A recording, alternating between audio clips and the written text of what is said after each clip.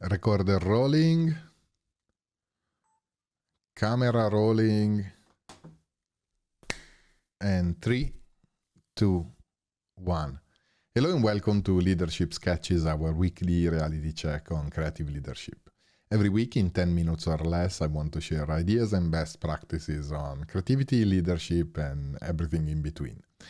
This is our 9th sketch, and today we're going to talk about something that actually was quite well the concept of value in a previous sketch.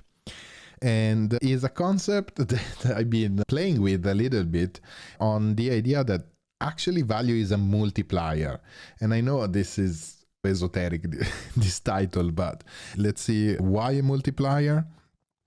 And the second point that I want to discuss is what is value and how, by looking at these two ideas of what is value and how do we multiply it, how we can act to bring value or bring more value to the activities that we do.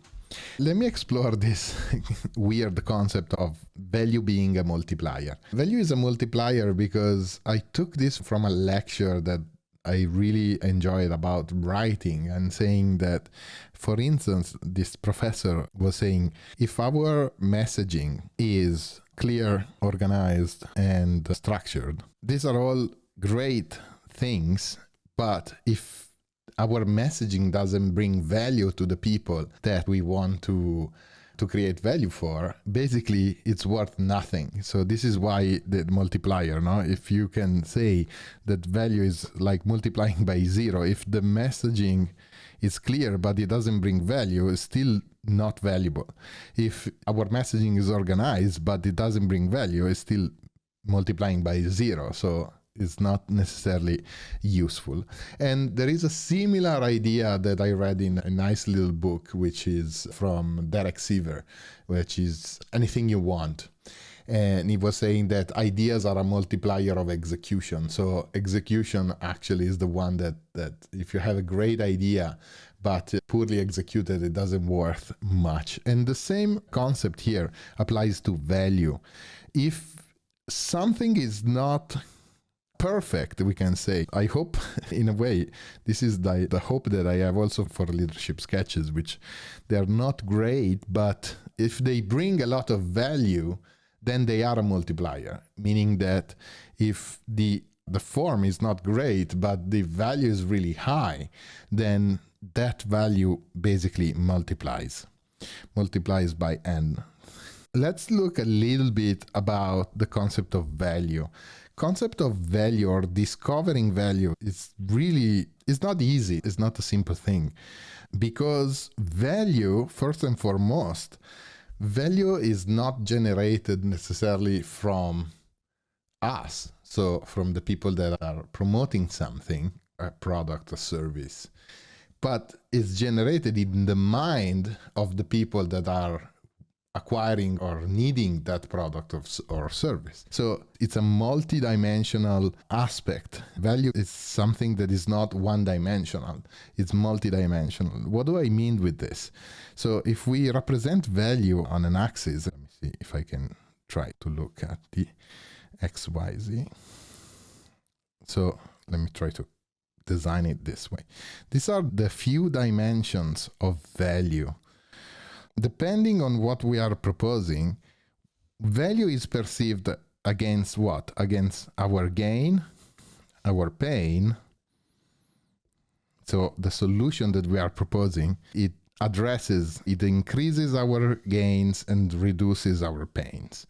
Or there is another dimension that is divided into want and needs. Maybe we want something, but it's not what we need, and sometimes what we need has more value than what we want.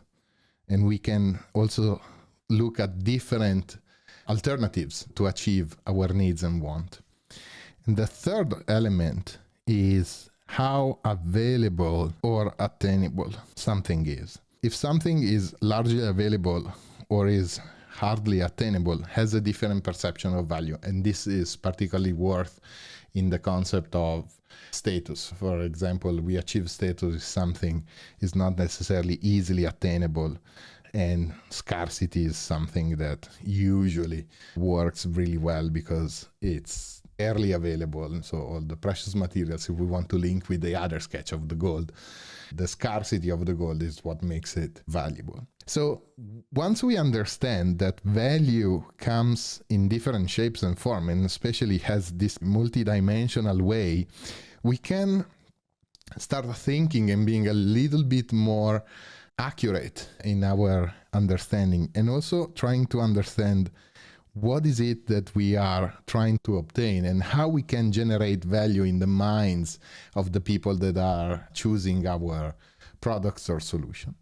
And when we are able to do that, when we can address clearly gains, pains, wants, needs, and identify availability and attainability, and clearly express these values, then we can equalize our solution and making them hopefully more valuable and more available to the people that we want to create value from. But most importantly, we have to always ask, is our solution actually a multiplier? Are we actually generating value for the people that we are providing products or services?